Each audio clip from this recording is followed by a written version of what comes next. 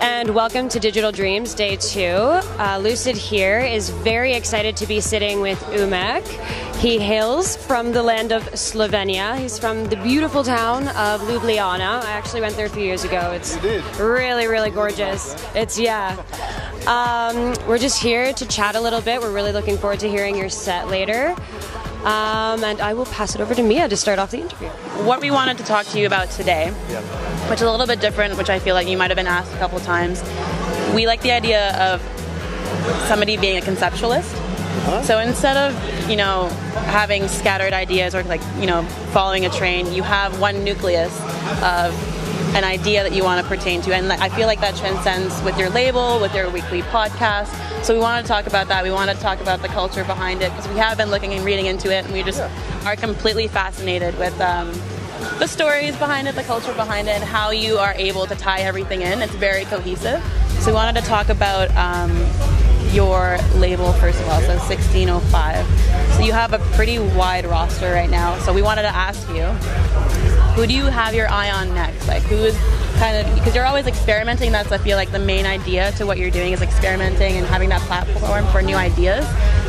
So who do you have your eye on next? Who do you what ideas are you kind of playing around with? Yeah, you should look Groovebox. This is a guy actually from Spain. He lives in Sweden. I mean, he already had #1 Beatport like just a few weeks ago. But anyway, I think he would deserve more attention than he does right now. And there's another guy, a friend of mine called Mike Valek. He's from Slovenia, and I'm really proud of him because I'm always happy to find out new producers, fresh names, even from our area. Why? Because it's really a problem for them to break into the world's market. Because let's face it, DJs are lazy.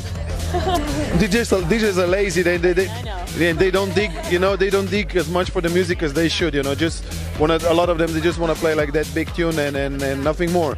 And for me, I think my mission is to point out those guys, especially from our area, from Eastern Europe, and show them to the world. Maybe promote them through radio show, maybe through a label or something. And I'm doing that, and I'm really proud of that because I found those guys. I mean, I know some of them, they had releases around before, but they didn't get that much attention. But as soon as we released them on 1605, they start to getting a lot of remix requests, a lot of EP requests and stuff like that. And I'm always happy, when this happens, and I would love to see them playing around the world, presenting the sound that I have, and they're pretty original. So we were actually just talking to your manager, super interesting and lovely guy, or I think he's your tour manager. But one of our aims and what we're doing for our interviews and for our reviews and stuff is trying to get back to that culture that underrides everything, and the experience over this whole sort of EDM wave that's a little bit homogenous. And your manager made a funny comment that just stuck in my brain, and he said he doesn't like the DJs that go up there and play God. And it inspired me to ask you what role you feel you're playing when you're up there on the stage.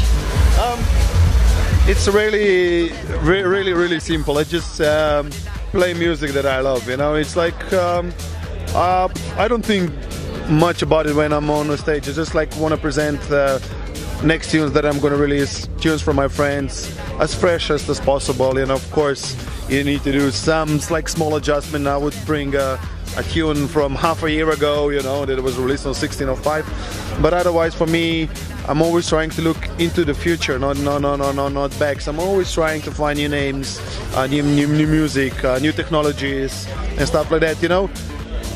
Just to keep it interesting, because I would hate, to play always the same tunes, the big tunes. I even hate to play my own classics. People, I really do, and I don't. A lot of people are coming to the gigs and saying, "Please play Gotex." I haven't played Gotex for ages, and I really hate it, when I have to do that, because I'm making so much new music, on a weekly basis, yeah. And why would I play all I know there are big tunes, and but I think the electronic scene started as something fresh, as something new. So I really hate when you have all these old school approaches and try to play something from the past and blah blah blah. So I try to look into the future. Any tracks that you have that are still in rotation though that you just can't let go? Anything that you still inspires you to play out to your crowds? There would be Oliver Giacomoto's remix of Super Skank on 1605. Then remix of Eric Sneo, Shut Up and Dance, remix by Pleasurecraft. This would be, but this is a 1605 releases, you know, from my own label. And those, like, I cannot stop playing. What I noticed actually about your graphic design, it's grayscale, but you have little like elements of yellow. So there's pops of yellow, but mostly it's grayscale. And then there's a lot of 1930s, like Great Depression pictures. And so we're so intrigued by you. That's what I was talking about. There's a nucleus, there's a concept, and that's what we like so much about you. So tell me about that graphic design, what part you had in it, and how it contributes to your overall like idea and your theme. When we started 1605, we said we need to as well have a nice story behind it, and like there's a big part of 1605 is our graphic designer called Grega Žakal. He's a part of VBG. And you know, guys, it's an artist. He's a genius, if you ask me. And you know, when we started to work with him, we said, you know, like nobody says to me what I need, what should I do with my music. So we said, okay, we're going to work with a designer that, you know, it's going to be the same. He's an artist and he needs to express his ideas. So he has a chance to do whatever he wants. We noticed that your roster at 1605 is huge and very diverse, and we're wondering how specifically you pick which artists to take under your wing, and if there's any sort of overlying consistency, you know, a common denominator, or if it's more of a combination of elements. Again, it's a very simple concept. It's not even a concept, but I sign anything that I would play. So, because you know, I'm coming from the techno scene, which is quite picky who you should release or where he released the music before, and I think that's this is something that I don't want to work like that. You know, for me, it's important the track. So if I like the tune, I will sign it, no matter if this guy was making before trance, house, electro house, ambient. For me, the most important thing is if I love the tune. And this is how I work. I go to SoundCloud, I listen to the demos, and I signed a bunch of unknown guys, probably a lot of first signing for the deal, and I just listen to all these tracks and I love them and I play them. So why wouldn't I sign them? And I think they're special, you know, and it's very simple like that.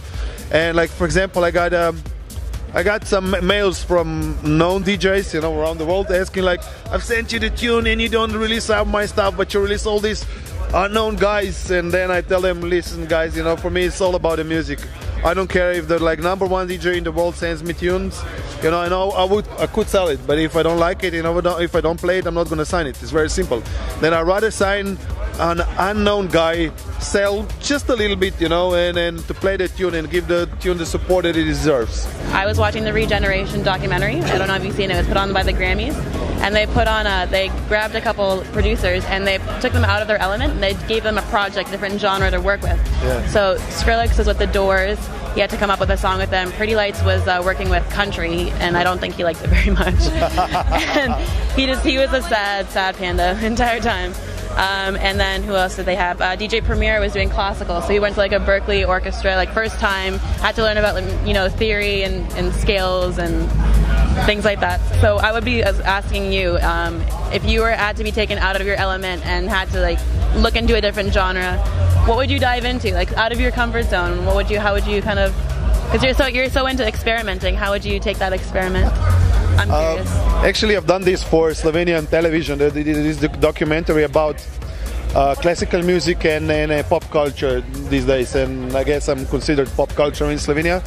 And they gave me recordings of our orchestra, the biggest Slovenian orchestra, and I found this part of Vivaldi, Four Seasons, and I took the part and I actually check it out on YouTube.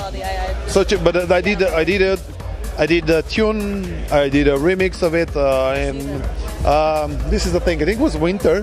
I'm not really sure, but I think it was Winter, because I'm not really into classical tunes. But this tune is so, I mean, yeah, Vivaldi. Who doesn't know Vivaldi anyway? Yeah. So I did this remix, which is actually really good. I was really happy about it, but then again, you know, Slovenian television, you know, it's national television.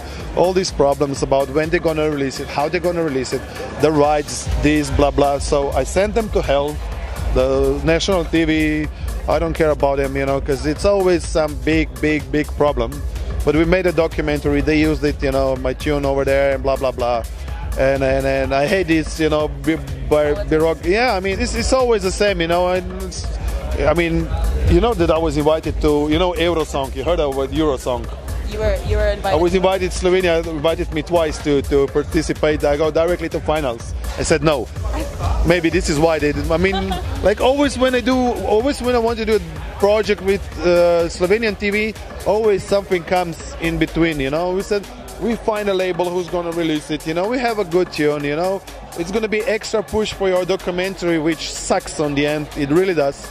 And then you still, you know, destroy the tune that I made and the remix and all vibe behind it. Because we had a lot of views on Slovenian channels. You know, everybody really loved it because I played it a few times and everybody was expecting it. And then nothing happened. And I just said, like, listen, forget it. You know, I don't want to, you know, no. Well, it was such a pleasure. Thank you so much. We are Lucid, and this is Umek. And thank you for watching.